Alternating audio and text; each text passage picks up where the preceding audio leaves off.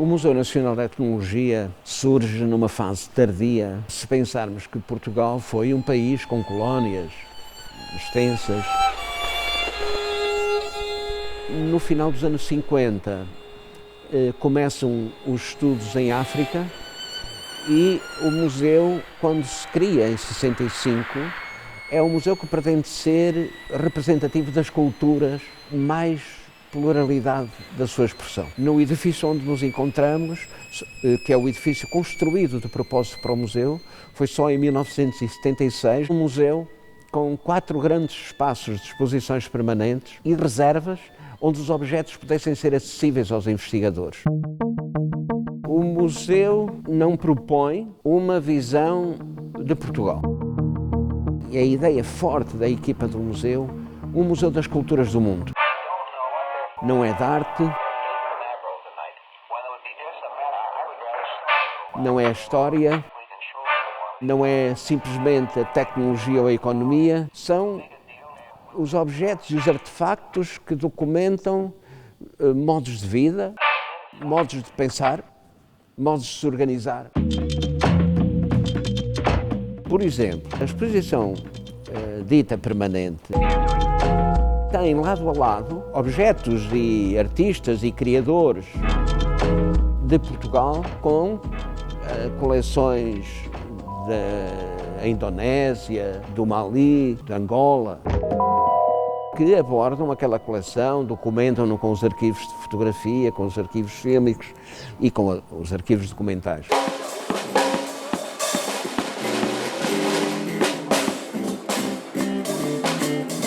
Em relação a Portugal, neste momento só temos o aspecto da vida económica e não ainda da vida social numa reserva visitável. O que nós temos, sim, é uma galeria rural, da vida rural, que mostra as coleções da vida rural, ou seja, aquelas que caracterizaram Portugal até ao meados do século passado, mas que, apesar de tudo, vieram muitos daqueles artefactos até ao final do século, até aos nossos dias.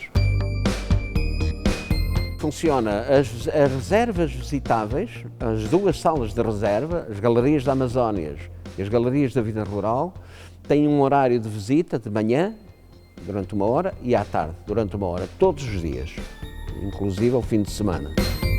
Além disso, existe a mediateca, que está aberta ao público em geral, e existem os arquivos todos do museu que estão abertos aos investigadores, por solicitação dos investigadores.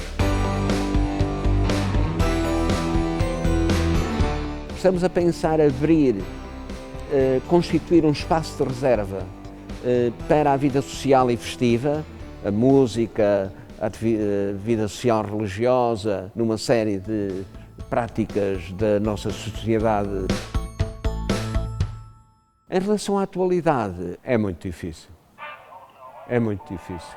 Fizemos algo quando um estagiário vem estudar uma coleção, há sempre a preocupação que ele volte ao terreno para saber o estado atual daquela atividade.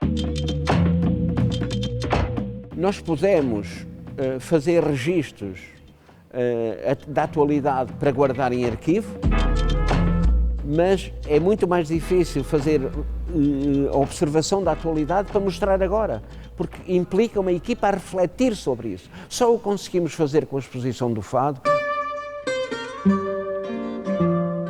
Foi um grande projeto.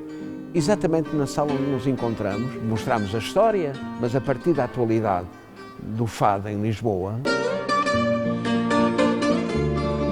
e que de certo modo teve influência decisiva na história do Fado daí para cá. Foi a partir daí que o Fado renasceu. Praticamente tinha morrido. Havia casas de Fado que tinham vergonha a receber os nossos investigadores, não queriam entrar, não os deixavam entrar. Faziam entrevista à porta, não tinham ninguém. Eram vazias, completamente vazias. E foi a partir desse ano, organizado por Lisboa 94, na altura havia dinheiro da Europa, etc. Foi a partir desse ano que se criou as 2 associações do Fado e da guitarra, que surgiram as primeiras vozes femininas. E passado 4 anos, fez a Casa do Fado e da Guitarra portuguesa, em Alfama, com a estrutura da exposição. E foi possível porque foi uma investigação em que reuníamos cada 10 dias, de 10 em 10 dias, em seminário, a apresentar os resultados. Havia muito dinheiro, até eram 11 pessoas em campo.